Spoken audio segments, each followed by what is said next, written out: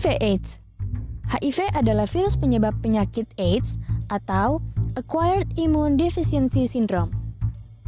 HIV kepanjangan dari Human Immunodeficiency Virus, suatu virus yang menyerang sistem kekebalan tubuh. Saat pertama kali terinfeksi HIV, penderitanya tidak menunjukkan gejala. Barulah saat virus berkembang tidak terkendali, berbagai infeksi datang bersamaan akibat daya tahan tubuh yang sangat lemah, dan infeksi HIV sudah berkembang menjadi AIDS.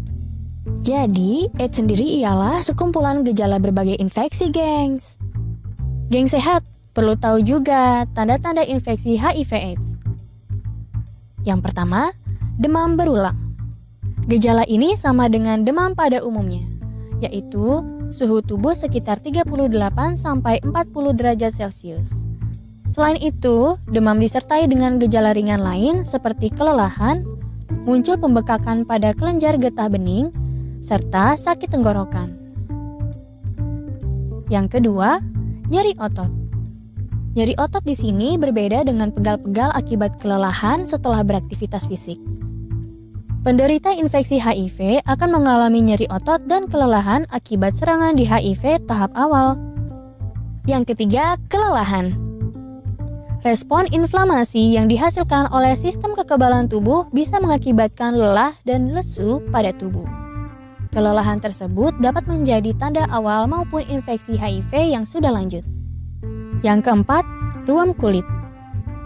Ciri-ciri ini memang tidak selalu ada dan kemunculannya seringkali diabaikan karena ruam yang muncul hanya samar-samar, tidak seperti penyakit campak yang terlihat jelas.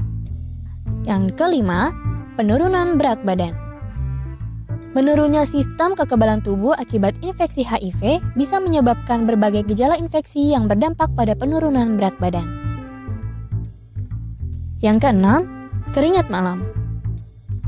Bagi penderita HIV, tanda keringat malam akan terjadi walaupun saat tidak sedang melakukan aktivitas fisik apapun. Yang ketujuh, sakit tenggorokan. Rasa sakit pada tenggorokan yang muncul sama seperti ketika terkena radang tenggorokan pada umumnya. Yang kedelapan, kebingungan atau sulit berkonsentrasi. Penderita HIV kerap mengalami gangguan kognitif berupa kebingungan dan kesulitan berkonsentrasi. Penderita juga mengalami gangguan memori dan perilaku mudah marah atau mudah tersinggung. Bagaimana HIV ditularkan? Yang pertama, hubungan seks.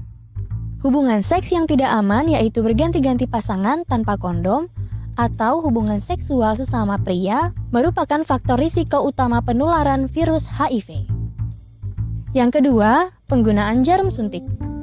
HIV dapat ditularkan melalui pemakaian jarum suntik yang telah terkontaminasi dengan HIV. Misalnya pada pengguna narkoba suntik. Selain HIV, pemakaian jarum suntik secara bergantian memiliki risiko penularan virus lain seperti hepatitis. Yang ketiga, transfusi darah. Penularan HIV juga bisa disebabkan melalui transfusi darah. Tetapi, kejadian ini semakin jarang terjadi karena telah diterapkan screening darah donor yang ketat. Yang keempat, dari ibu hamil ke janin.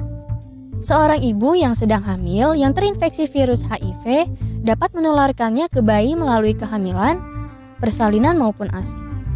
Namun, angka kasus ini sudah sangat menurun. Karena ibu hamil dengan HIV dianjurkan mengonsumsi obat antiretroviral yang telah terbukti efektif mencegah penularan ke bayi.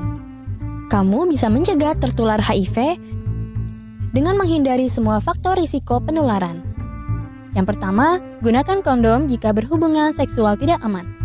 Yang kedua, hindari seks bebas. Yang ketiga, hindari penggunaan jarum suntik bergantian. Dan yang keempat, sunat pada pria. Hidup dengan penyandang HIV. Apakah penderita HIV harus dikucilkan? Tentu tidak. HIV tidak ditularkan melalui penggunaan alat makan bersama, air liur, keringat, sentuhan, ciuman, gigitan nyamuk, atau bekas toilet. Kamu tidak perlu menjauhi mereka. Berikan dukungan kepada penyandang HIV atau ODA atau orang dengan HIV/AIDS sehingga mereka dapat minum obat teratur dan hidup normal layaknya orang tanpa HIV.